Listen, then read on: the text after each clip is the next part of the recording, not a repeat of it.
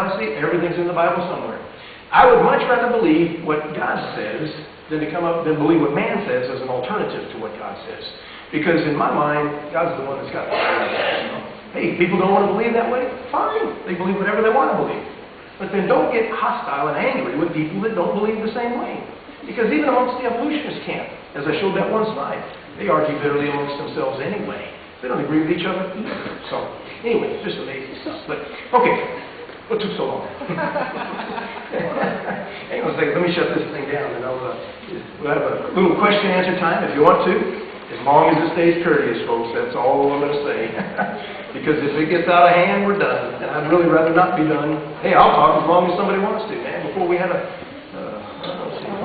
okay, here it goes. Let me shut this thing down so be sure and get all that done. Go ahead, while I'm doing this. I can hear you. On the subject of kind, I was wondering if there's an objective criteria you can use to demarcate between the different kinds. Well, if anything, a kind is something that can reproduce with itself. A dog is going to reproduce with a dog, therefore it's the same kind. A dog cannot reproduce with a tomato, so it's not the same kind. Are you familiar with the biological species concept? It's basically the same thing, saying that yes. Species right. But like I showed the slide last night, I know you were here. Many folks, some of the folks weren't, but I know you were here. But for many years, even up as far as 2008, even right now, 2009, 26 published concepts science published, everybody was wanting that kind of thing earlier, 26 published concepts attempt to provide a definition of what a species is. They don't know what a species is, and they don't agree with each other about what a species is. So, let me turn this thing off too. Now, with regard to that, say you have a fossil and you like to know what kind it belongs to, would you not use a morphological basis? If that's the only evidence available. Yeah, perhaps, yeah. I mean, chances are, probably most of the percentage-wise, yes, that's probably a good, accurate statement. And to demarcate their times, it's probably best to say one difference between them is means that they're more similar in kind than 5 differences. Yes, I know what you're getting at, but the point is, they're still the same kind. You see, it's still far different than going to the point where all living things have a common ancestor. Because at some point there, you can have a variety of elephants. You can have a variety of tomatoes. You can have a variety of dogs. You can have a variety of cats. But they still are what they are. And nowhere are you going to find where in that line of the cat, there was a banana. I mean, it just doesn't work that way. It is a totally different thing. Now, want to continue because I want to get some other people want to say something. In your mind, is there a set number of intermediate steps? Let's say hypothetically, somebody were to present you one difference individually of the entire series between 2 kinds. How would you respond to that? Well, there is no such thing. There is no such thing. But there isn't. There's no hypothetical. There is no hypothetical to it. We want to stick to what the evidence shows. See, hypothetical means that you're believing something took place. But a person can believe whatever they want to. But what does the evidence confirm? See, the evidence shows that things are what they are. If there were that evidence, you would accept evolution. There is no evidence like What if that. there was? There isn't. So there's no way to show that. I won't entertain that because that can't happen. Because you can't have something turn in. Any amount of evidence? No, evidence is great. But there is no evidence to show another thing turning into another thing, another kind turning into another thing, to another thing, whatever. So anyway, somebody else. This guy's had his hand up. Somebody will. Oh, you did. I'll get you next. Sorry. I've just got a question. You keep saying that you're free to believe that. That seems to be something that comes up a lot. Okay, I accept that. You are free to believe that. You're truly free to believe it because your right to do that is protected by a secular document, the U.S. Constitution.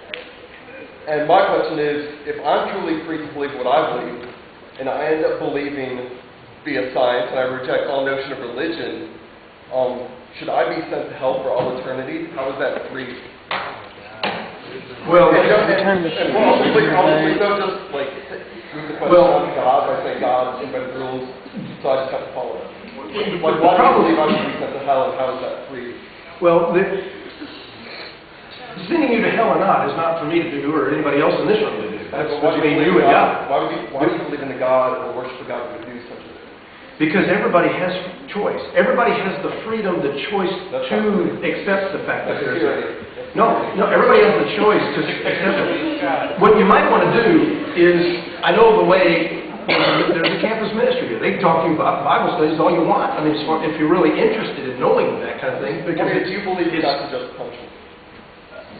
Just punishment for believing not what I believe? I mean, eternal torture in hell. Is that a just punishment for choosing to believe? God is a just God, and everybody has an opportunity. If they choose to reject Him, then they choose to reject Him. Is that a just punishment, then? Or do you think that that's not a just punishment? It's not my decision to decide whether what God does is just or unjust. He's God. He's God. He can do whatever He wants to. But again, there's a campus ministry here. If you're truly interested, So anyway, yes, ma'am. Hang on. Okay, I'm not a science major. I'm not going to ask you anything about biology or physics. I don't care. Do what you want. I have a question regarding something from your website, creationseminar.net. If you guys haven't seen it, check it out. It's really interesting. You have an FAQ segment where someone asks, does any of this really matter? And your response is yes, because evolution is true, then nothing really matters. If evolution is true, then somebody is on top, and by definition, everyone else is underneath. Therefore, nothing is wrong with racism, Nazism, communism, homosexuality, abortion, the philosophies of Hitler, Stalin, Pol Pot, Mao Zedong, etc., and all other social ills that plague our lives. My question is where the hell do you get off saying that? Well, do you know the name? Do you know the title of Charlie's book? First book.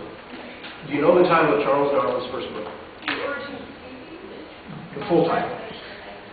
No, I don't. I'm not asking you about science. Well, I want to know I want to tell you. what God tells you to associate Nazism, communism, homosexuality. No God tells me to do this.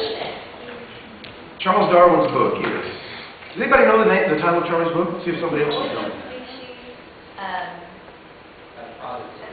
By means of natural selection. Keep going. And something about the preservation of favored races. Or the preservation of favored races in the struggle for life.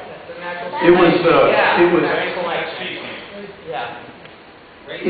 was in his first book. People were confused about what he actually meant. In his second book, Descent of Man, he came out and said that the Negroes are at the bottom.